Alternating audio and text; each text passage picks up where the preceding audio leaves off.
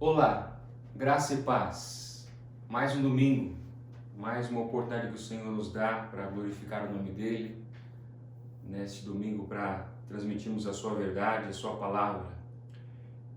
Eu quero agradecer a Deus por mais um dia, por mais uma semana que Ele nos dá e mais um privilégio que Ele me dá de transmitir a sua verdade. Nesse dia que nós lembramos da ressurreição de Jesus Cristo.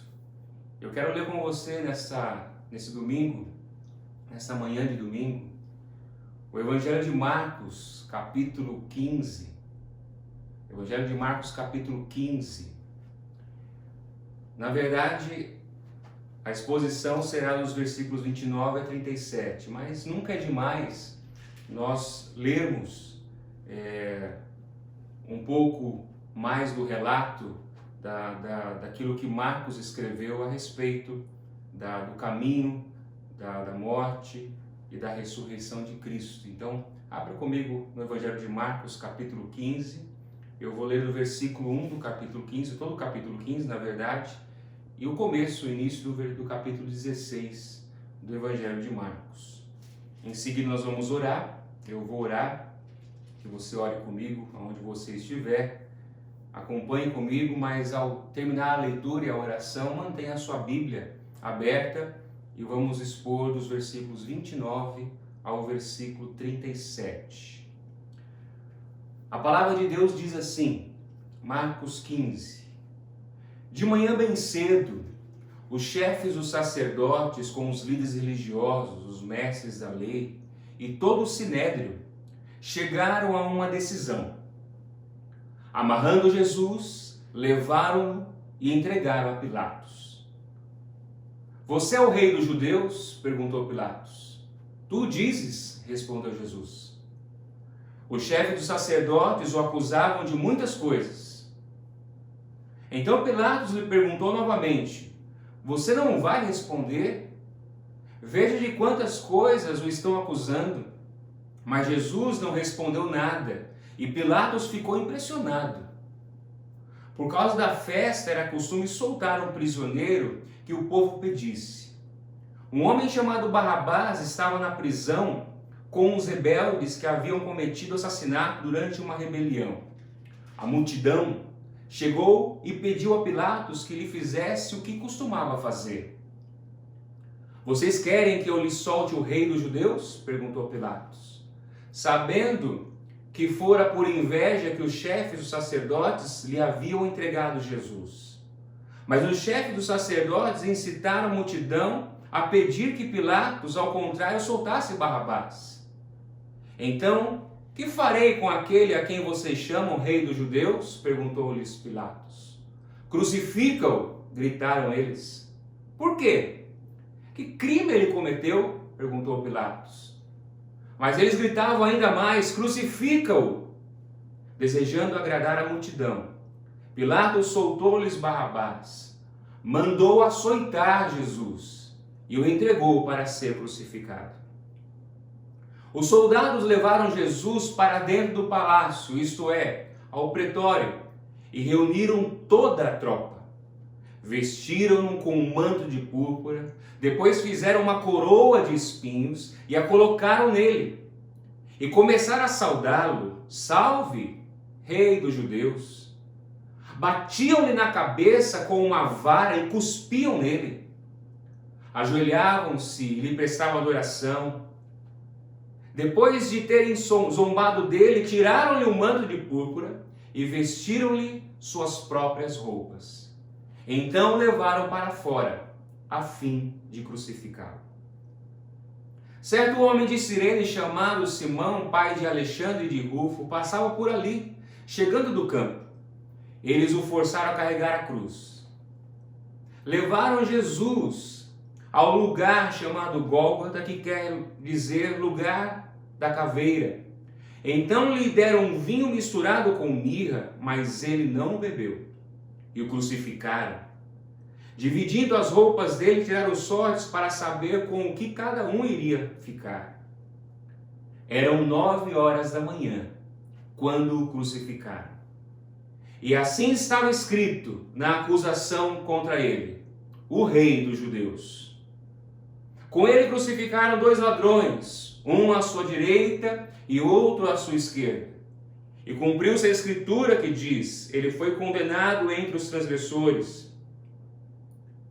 Os que passavam lançavam-lhe insultos, balançando a cabeça e dizendo: ora, você que destrói o templo e reedifica em 3 dias, desça da cruz e salve-se a si mesmo.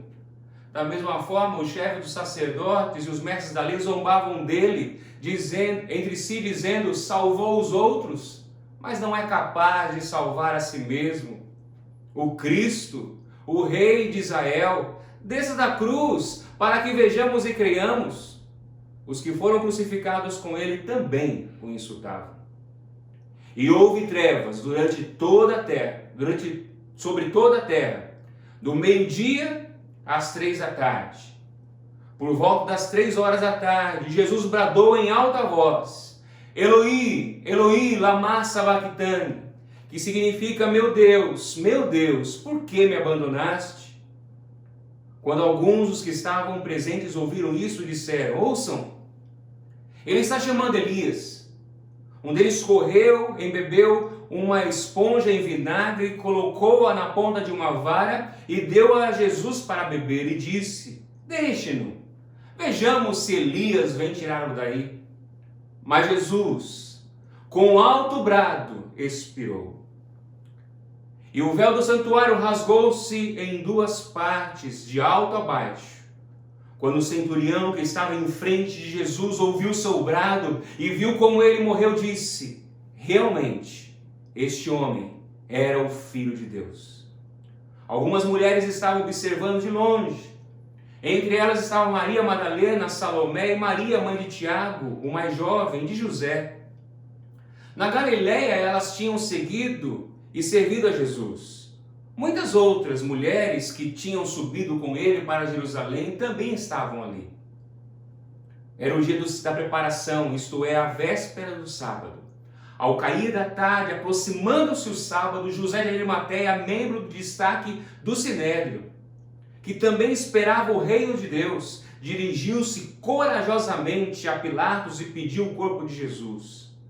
Pilatos ficou surpreso ao ouvir que ele já tinha morrido. Chamando o centurião, perguntou-lhe se Jesus tinha morrido. Sendo informado pelo centurião, entregou o corpo a José. Então José comprou um lençol de linho, baixou o corpo da cruz, envolveu-o no lençol e o colocou num sepulcro cavado na rocha. Depois fez rolar uma pedra sobre a entrada do sepulcro. Maria Madalena e Maria, mãe de José, viram onde ele fora colocado. Quando terminou o sábado, Maria Madalena, Salomé e Maria, mãe de Tiago, compraram especiarias aromáticas para ungir o corpo de Jesus. No primeiro dia da semana, bem cedo, ao nascer do sol, elas se dirigiram ao sepulcro, perguntando umas às outras: quem removerá para nós a pedra da entrada do sepulcro? Mas quando foram verificar, viram que a pedra, que era muito grande, havia sido removida. Entrando no sepulcro, viram um jovem vestido de roupas brancas assentado à direita e ficaram amedrontadas. Não tenham medo, disse ele. Vocês estão procurando Jesus, o Nazareno, que foi crucificado.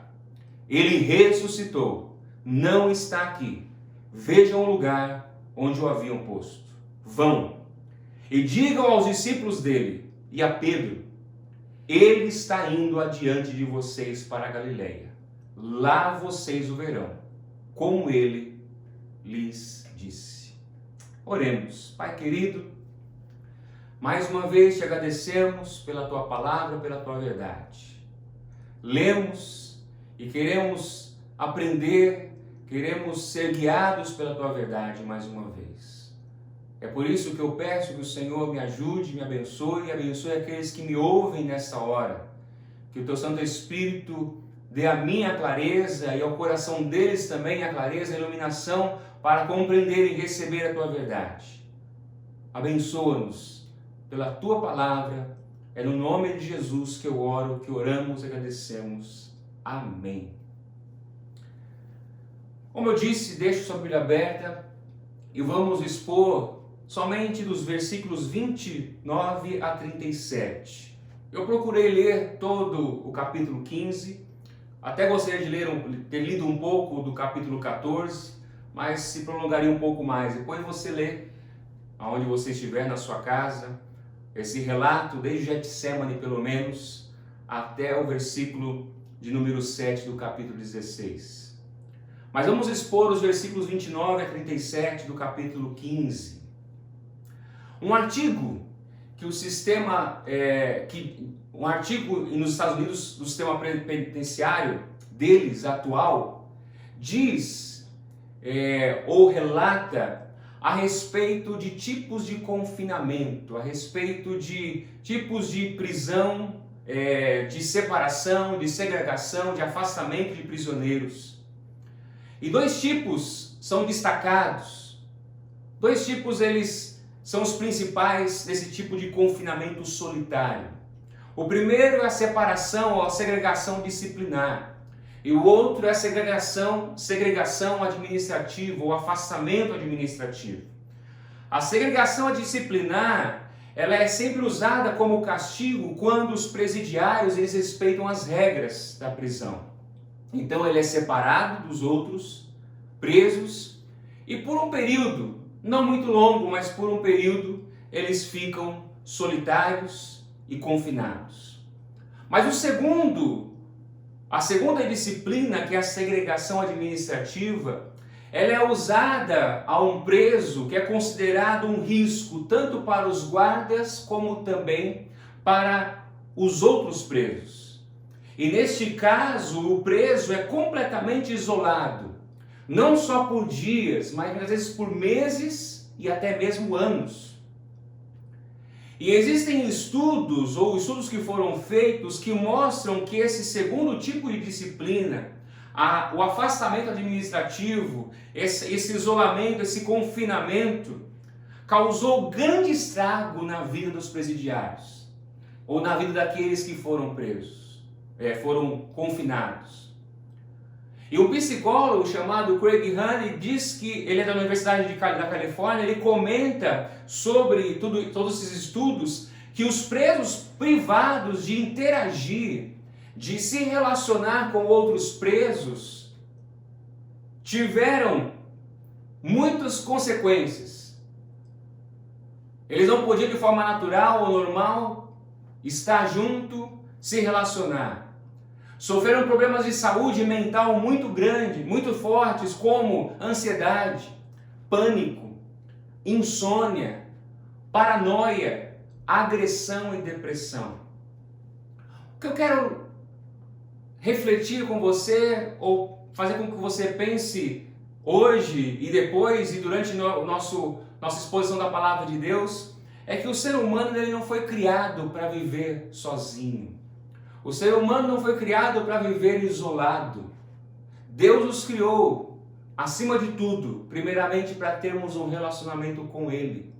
E Ele nos criou para nos relacionar com outras pessoas também. Portanto, o isolamento nunca é bom.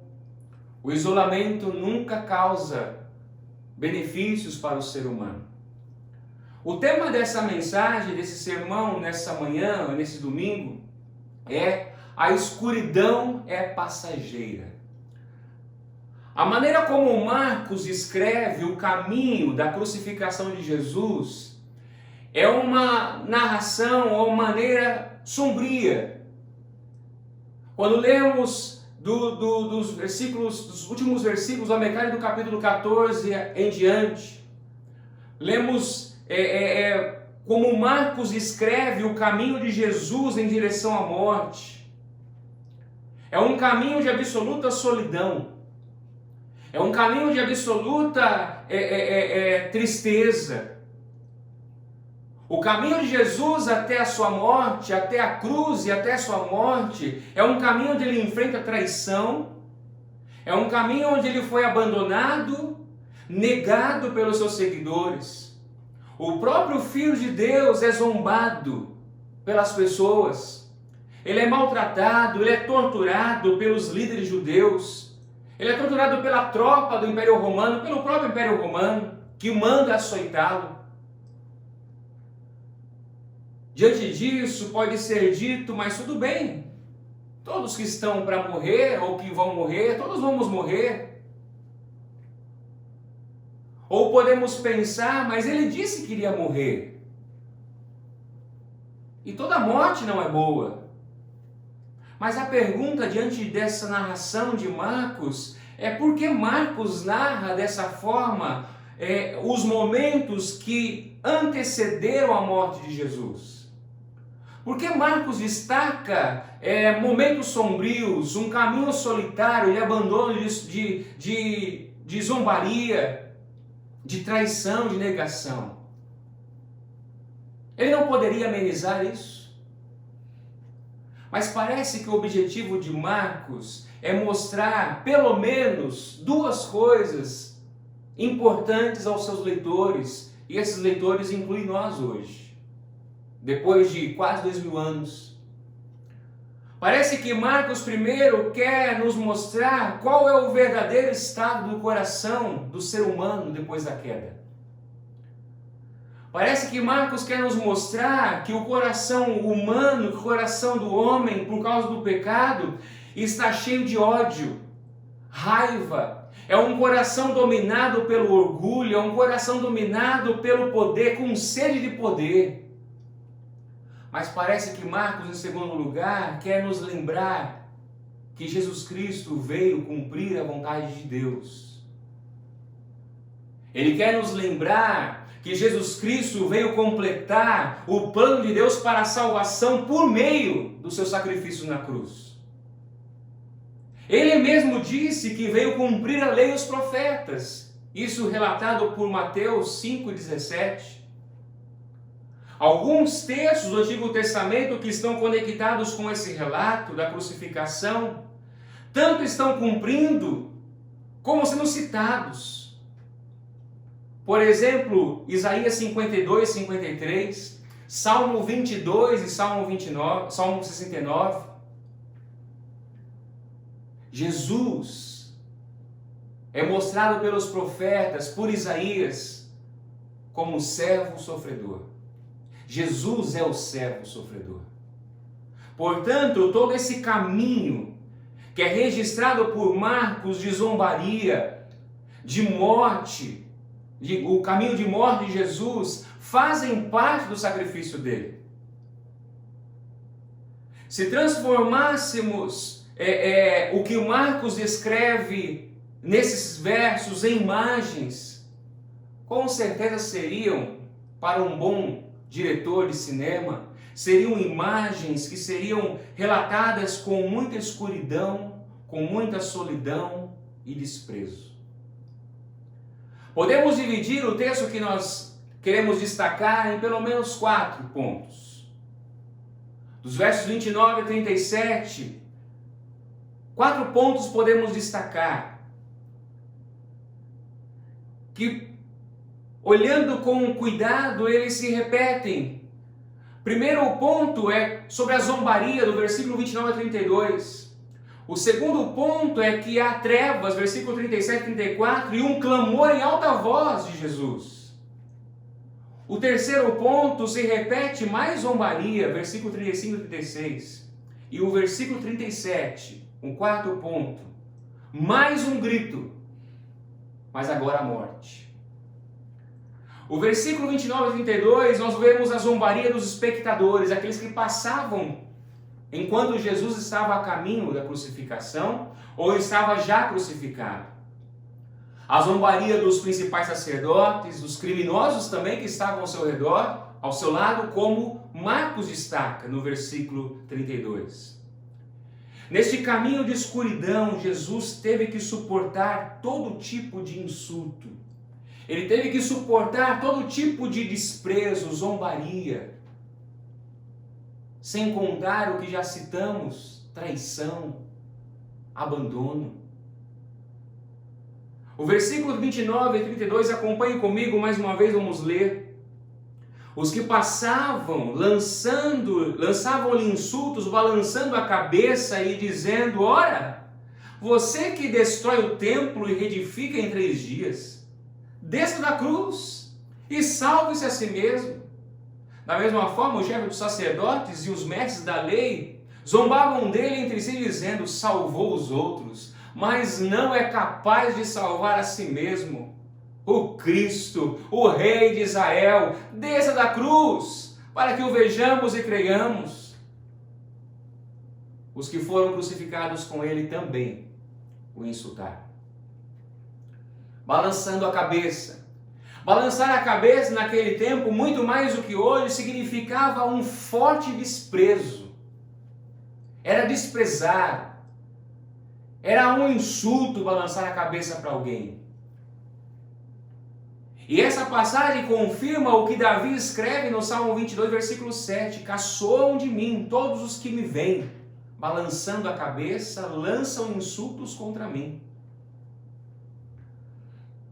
Meus irmãos, algo necessário a apontar é que cada insulto contra Jesus, que nós lemos principalmente nesses 4 primeiros versos que lemos agora, destaca a importância e destaca também o significado da cruz. Mesmo sem querer, esses homens, essas pessoas estavam destacando a importância e o significado da cruz de Cristo. Parece que Marcos, ele não perde de vista e mostra nesses 4 versos para os seus leitores que Deus permanece no controle. Que Deus está no controle da história, Ele é soberano. Marcos sabe disso e Marcos quer mostrar isso através dos insultos e zombarias. Deus é soberano, mesmo na zombaria dos inimigos de Jesus. Eles desafiam Jesus a reconstruir o templo em 3 dias. E sem perceber, aquelas palavras que eles pronunciam apontavam sim para a ressurreição que aconteceria em 3 dias. Onde Deus exaltaria no mais alta posição, como é registrado anos depois pelo apóstolo Paulo em Filipenses 2,9. Eles diziam para Jesus descer da cruz, salvar-se a si mesmo. E as palavras deles apontavam para a verdade que Jesus iria ressuscitar. Ou seja, Jesus iria salvar a si mesmo, mas mais do que isso. Pela sua ressurreição, Ele iria prover salvação a todos que creem. E mais do que isso, Ele os ressuscitaria no último dia, como João relata no capítulo 6, verso 40. Eles estão zombando de Jesus. Eles pedem para Jesus descer da cruz, e se Ele descer, eles verão e crerão nele. Tudo que eles falam de Jesus, zombando, é pura verdade. Ele é o Cristo, Ele é o Rei de Israel. O desafio deles diante de Jesus e para Jesus de forma inconsciente é um desafio para os leitores de Marcos, inclusive nós hoje. Eles prometem se converter se Jesus descesse, e eles prometem crer. Ou seja, eles prometem uma conversão. Parece que Marcos deseja que os seus leitores se convertam. Parece que Marcos quer fazer com que os seus leitores percebam como a conversão acontece. Mostrando que a morte de Jesus na cruz como sacrifício pelos pecados é a base para a salvação pela fé somente. Até mesmo os insultos, podemos então ver, tinham um propósito. Toda a profecia, todo o Antigo Testamento está se cumprindo na pessoa de Jesus Cristo. Quero ler com você mais um texto. Isaías 52, alguns versos apenas. Não vou ler tudo, não temos tempo. Temos tempo, mas prolongaria muito tempo. Isaías 52, eu vou ler alguns versos do 52, depois do 53 eu vou falando dos versos para que você acompanhe. Isaías 52, 53. O versículo 14, a última parte do versículo 14 do capítulo 52, olha o que o profeta Isaías disse séculos antes. A sua aparência estava tão desfigurada que ele se tornou irreconhecível como homem. Não parecia um ser humano. Capítulo 53, versículo 3. Ele foi desprezado e rejeitado pelos homens. Um homem de dores e experimentado no sofrimento. Versículo 5. Mas ele foi traspassado por causa das nossas transgressões, foi esmagado por causa das nossas iniquidades. Versículo 7. Ele foi oprimido e afligido, e contudo não abriu a sua boca. Como um cordeiro foi levado para o matadouro, e como uma ovelha que diante de seus tosqueadores fica calada, ele não abriu a sua boca. Com julgamento opressivo, ele foi levado. Versículo 10. Foi da vontade do Senhor esmagá-lo e fazê-lo sofrer. E embora o Senhor tenha feito da vida dele uma oferta pela culpa, ele verá sua prole e prolongará seus dias, e a vontade do Senhor prosperará em sua mão. Depois do sofrimento de sua alma, ele verá a luz e ficará satisfeito. Pelo seu conhecimento, meu servo justo justificará a muitos e levará a iniquidade deles. Toda a profecia estava se cumprindo. Até mesmo os insultos daqueles homens estavam no controle e na soberania de Deus, debaixo da soberania de Deus.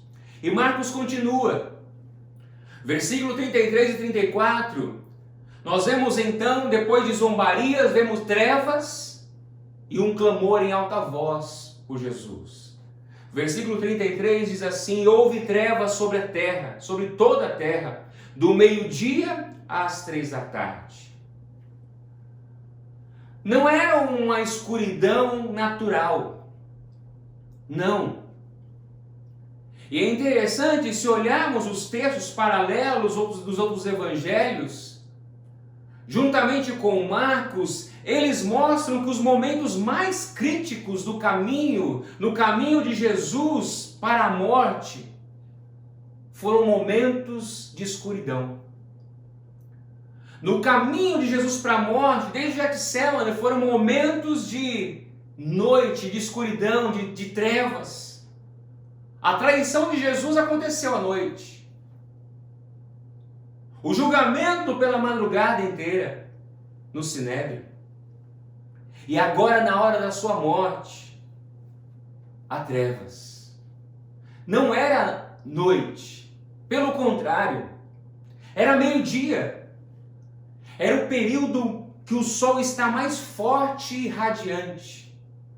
Mas o texto diz que houve trevas sobre toda a terra durante 3 horas, do meio-dia às 3 da tarde.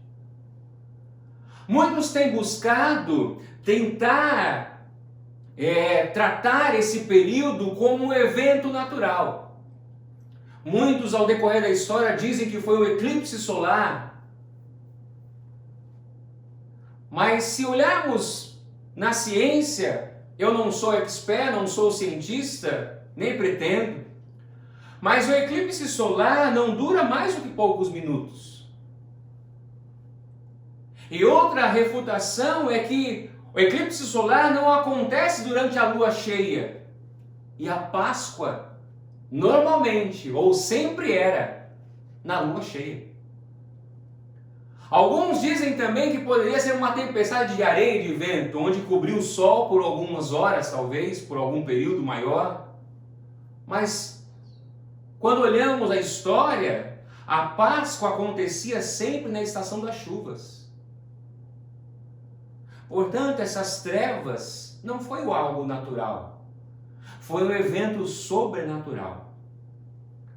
Mas o que é mais importante destacar, diante disso que estamos falando sobre as trevas, e estarmos atentos a respeito disso, é que trevas na Bíblia sempre foi, ou normalmente é, um sinal de julgamento divino.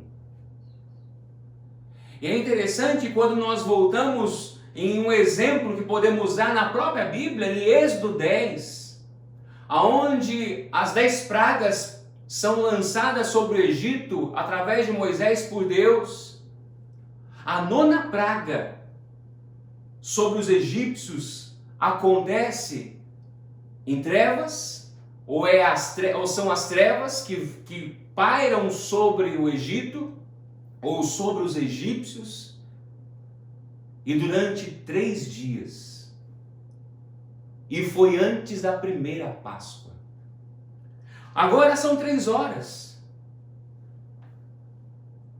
O versículo 34, então, nos diz, por volta das 3 horas da tarde, depois de ter trevas durante 3 horas, do meio-dia às 3, Jesus bradou em alta voz, ele diz, Eloí, ele pergunta, Eloí, Eloí, lama sabachthani, que significa, meu Deus, por que me abandonaste?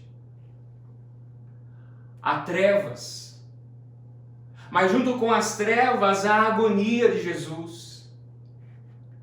Jesus está sozinho, Jesus experimenta a sua maior dor, seu grito de agonia era porque naquele momento o Pai, o próprio Deus o abandona.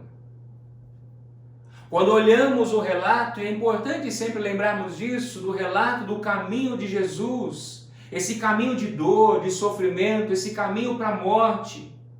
Já sabemos que Jesus foi traído, negado, abandonado pelos seus discípulos, açoitado pelos romanos, insultado pela multidão, por Israel. Mas é a primeira vez em toda a eternidade, é a primeira vez em toda a eternidade que Jesus se vê separado, completamente separado da presença do Pai. Deus Pai o abandona. Deus Pai o desamparou. O que surpreende mais uma vez, assim como no Getsêmani, diante dessa agonia, diante dessa tristeza, diante dessa dor que ele está sentindo, do afastamento do Pai, é que Jesus, mesmo na dor, mesmo na cruz, próximo a morrer, Jesus nos ensina como orar. Ele nos ensina como falar com o Pai. Ele recorre aos salmos de lamento como normalmente fazia. Lembrando que salmos é a palavra de Deus. O próprio Deus, Jesus, recorria nas suas orações à palavra. Salmos que nos ensinam a orar com sinceridade e verdade, rasgando nosso coração, mas sempre confiando em Deus. Jesus rasga o seu coração. Jesus diz o que o seu coração está sentindo, a sua agonia, a sua dor. Ele grita em alta voz, em angústia, porque ele é verdadeiramente humano. Ele é homem. O seu grito não é um grito de murmuração e nem de acusação contra Deus, não. Jesus está se dirigindo ao Pai. Quando ele diz, Deus meu, são palavras de intimidade, palavras de afeição, palavras que demonstram confiança e fé, mesmo sabendo que o Pai o abandonou. Mesmo sabendo que naquele momento, Deus virou as costas para ele. E é sempre bom lembrar, ou aprendermos, ou sabermos por que o Pai o abandona. Por que o Pai o deixa sozinho? Você já parou para pensar em que Deus abandonou Jesus por sua causa? Deus abandona Jesus, o Pai abandona o Filho por minha causa, por nossa causa. Toda maldição, todo julgamento divino, que era para recair sobre cada um de nós, recai sobre Jesus. Jesus se tornou pecado por nós. Ele sofre o juízo pelo pecado que nós merecíamos. Por isso ele está em trevas. E nessa escuridão ele está sozinho. E sozinho, solitário, carregando sobre si toda a maldição, todo o castigo, toda a agonia e maior agonia da separação do Pai. Muitos destacam a dor física, os açoites, o prego nas mãos, os pés, a cruz. Foram doloridos, sim, mas a maior agonia de Jesus foi ficar separado de Deus. Foi ficar separado do Pai. E é nesse momento que ele pode sentir na pele, se eu posso dizer assim, é nesse momento que Jesus sente no corpo, no seu físico, no seu espírito, na sua alma, o quanto os seres humanos estão afastados de Deus. Porque ele carrega toda a maldição sobre ele, todo o pecado sobre ele. E infelizmente nós vemos que o ser humano sem Deus ainda continua caminhando na escuridão. O verso 35 e 36 mostra mais zombarias. Acompanhe comigo na sua Bíblia. Verso 35, quando alguns dos que estavam presentes ouviram isso, disseram, ouçam, ele está chamando Elias. Um deles correu, embebeu em uma esponja em vinagre, colocou-a na ponta de uma vara e deu a Jesus para beber. E disse, deixa-no. Vejamos se Elias vem tirá-lo daí. Quando nós olhamos o contexto do texto que nós estamos expondo agora, o que mais me parece nesse momento, desses dois versos que eu acabei de ler, é que eles continuam zombando de Jesus. Há muitas discussões aqui se eles estão zombando, se eles estão ajudando, se eles estão sentindo alguma misericórdia, mas o contexto nos aponta que eles continuam zombando. Eles parecem não entender a quem Jesus está clamando. Sim, isso é claro. Eles entendem Elias. Eles não entendem Eloi ou Eli. Não, eles entendem Elias, que é a palavra parecida. Mas mesmo se eles tivessem ouvido certo, corretamente, parece que eles não entendiam, não estavam compreendendo, não enxergavam por que Jesus estava passando por tudo aquilo. E se eles não estavam compreendendo por que Jesus estava passando por tudo aquilo, eles continuam zombando. Se eles soubessem, se eles enxergassem, com certeza eles colocariam a confiança deles na pessoa de Cristo, naquele que estava morrendo como sacrifício vivo. Porque esse é o estado do coração humano. O coração humano, o coração natural, depois da queda, é um coração cheio de trevas. O homem não está só caminhando em escuridão, ou na escuridão, mas o seu coração está escuro, ou seja, ele está cego, ele é rebelde. Se olharmos a sociedade, a humanidade desde sempre, o homem está sempre se opondo a Deus. O homem está sempre se opondo à vontade de Deus. E não mudou. Século 21, o homem ainda continua cego. Por quê? Porque o homem por si só não consegue enxergar a Deus. O homem por si só não consegue ver e perceber. Por isso a Bíblia nos ensina a orar. Você que tem amigos, familiares, que não se converteram a Cristo, não foram convertidos a Cristo, não creram, não se arrependeram, a Bíblia nos ensina a orar sem cessar. Porque não somos nós que convencemos. Não somos nós que convencemos as pessoas para que elas creiam em Cristo, mas é o Espírito Santo de Deus. Enquanto isso, enquanto Deus não abrir os olhos, muitos estarão vivendo como esses homens, zombando, confrontando, afrontando o próprio Deus e indo contra a sua vontade. E chegamos ao quarto ponto, versículo 37. Um forte grito de Jesus e morte. Vimos primeiro a zombaria nos 4 primeiros versos, depois trevas e um forte grito de Jesus, clamando e lamentando ao Pai. Vimos mais zombarias e agora no último verso, mais um forte grito e a morte de Jesus.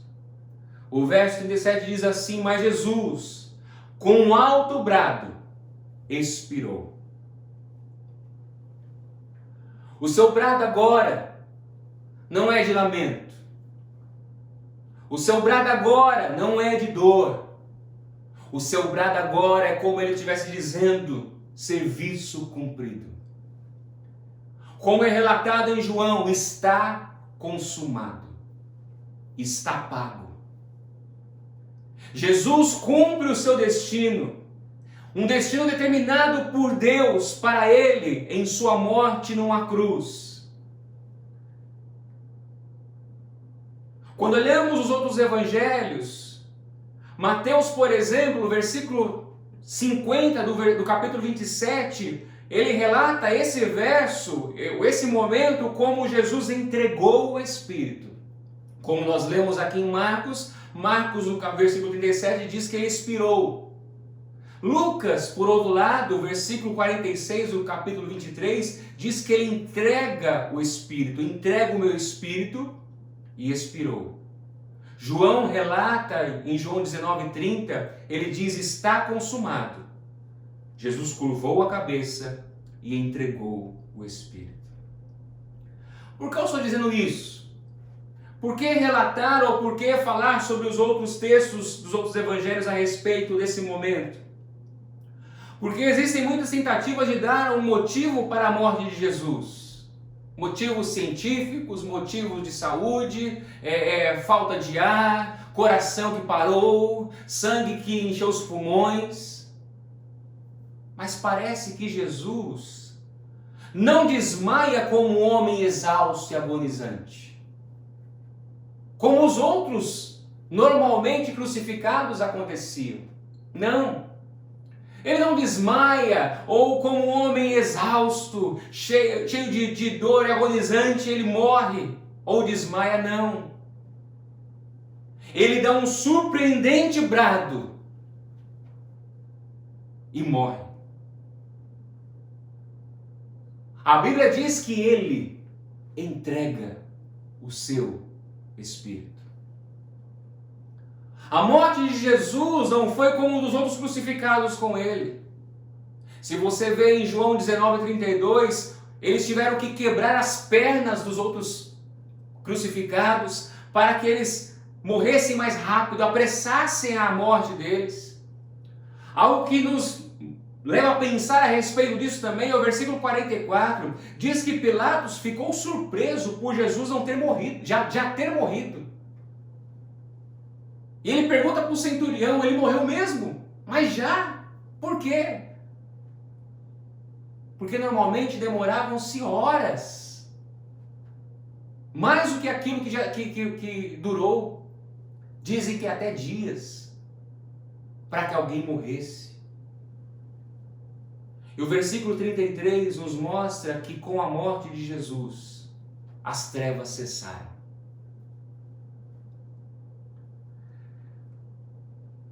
Ele mesmo, Jesus, entrega a sua vida como sacrifício substitutivo.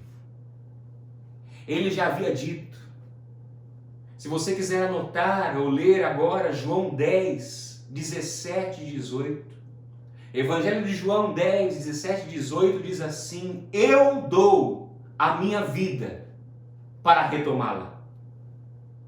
Ninguém a tira de mim, mas eu a dou por minha espontânea vontade. Tenho autoridade para dá-la e para retomá-la. Esta ordem recebi de meu Pai. Jesus deu. Jesus é verdadeiramente homem, sentiu dor, agonia, sofrimento, solidão. Morreu. Mas ele é verdadeiramente Deus. Em outras palavras, em tudo ele exerce controle soberano. Sim, foi um caminho de escuridão. Foi um caminho de solidão e dor. Porque tudo era necessário. Tudo isso era necessário, como nós vimos. A escuridão cobriu a terra por 3 horas, até sua morte. Mas, meus irmãos, a escuridão não o venceu. Foi temporária. Na cruz, ele venceu o pecado. Sim, Jesus morreu. Ele morre. Mas a morte também não o venceu, porque no 3º dia ele ressuscitou. No 3º dia ele venceu a morte. A morte morreu, porque Jesus venceu. E todo aquele que nele crê não precisa temer a morte mais. Jesus é a luz que destrói e destruiu a escuridão. Todo aquele que nele crê não deve temer a escuridão mais. Toda aquela escuridão foi passageira. Ele enfrentou. Para aqueles que estão em Cristo, toda escuridão é passageira. Por isso não há o que temer. Qualquer pandemia, qualquer crise, qualquer guerra que podemos enfrentar, já enfrentamos e vamos enfrentar, estando em Cristo, tudo é passageiro. Podemos até lamentar, sim. Podemos lamentar e devemos lamentar em muitos momentos, mas sempre confiando como Jesus ensinou. Confiando em Deus. E para você que não está em Cristo, talvez a pergunta que muitos fazem para mim: eu não sinto que eu sou um cristão, não sinto que eu estou em Cristo. Onde você estiver nessa hora, eu não posso encerrar sem dizer isso para você. Ore a Deus. Clame agora. Essa oração não precisa ser feita por terceiros, mas por você, sinceramente, diz a Deus: eu confio na obra de Jesus Cristo na cruz. Eu creio na vida que há em Cristo Jesus. Meu querido, creia no Senhor Jesus. Se arrependa da vida que você viveu até hoje sem Ele. Peça a Deus hoje em oração que Ele te guie pelo Santo Espírito dEle. Procure uma igreja que pregue o verdadeiro Evangelho, para que você cresça, para que você amadureça no conhecimento, a sua fé seja fortalecida, e você glorifique o nome de Deus aonde você estiver. Caso contrário, e isso é muito importante, para aqueles que não creem e não se arrependem, nenhuma escuridão que você já passou, nenhuma escuridão que você esteja passando ou venha passar pode ser comparada à escuridão na eternidade do inferno, separado do amor de Deus. Toda essa dor que estamos sentindo, todo esse isolamento que estamos experimentando, toda a dificuldade que enfrentamos, não quer dizer que o cristão não enfrente dificuldades, o cristão está enfrentando essa dificuldade também. Essa pandemia, ou qualquer dor de perda, momentos difíceis de dor por causa da doença. Mas aquele que está em Cristo, ele tem uma viva esperança. Ele sabe que tudo isso é passageiro. Só Jesus Cristo pode nos livrar, primeiramente, pode nos proteger e nos guardar da escuridão presente. E só Jesus Cristo pode livrar o homem da escuridão eterna. Portanto, só em Jesus nós temos segurança. Porque Ele vive, como diz uma canção antiga. Podemos crer no amanhã. E o nosso amanhã, o amanhã para aqueles que estão em Jesus, é o amanhã eterno. Novos céus e nova terra, aonde habita a justiça. Crê em Jesus Cristo, se arrepende dos seus pecados. E a escuridão, qualquer que seja, hoje, amanhã, ou a que vier pela frente, não trará desespero ao seu coração. Que Deus te abençoe. Que Deus tenha misericórdia de nós. Vamos orar. Pai querido, colocamos nossa vida diante de Ti. Obrigado por nos lembrar, pela Tua palavra, do sacrifício de Jesus Cristo, Teu Filho amado. Obrigado por nos fazer lembrar da Tua graça e misericórdia. Obrigado, Pai, por entregar o Seu único Filho para morrer em nosso lugar. A minha oração é pelos meus irmãos, para que eles se lembrem nesse dia, nesse domingo, que como um domingo como esse, numa manhã, o túmulo já estava vazio. Cristo ressuscitou. Que essa lembrança não seja apenas viva hoje, mas viva a cada dia em nossos corações.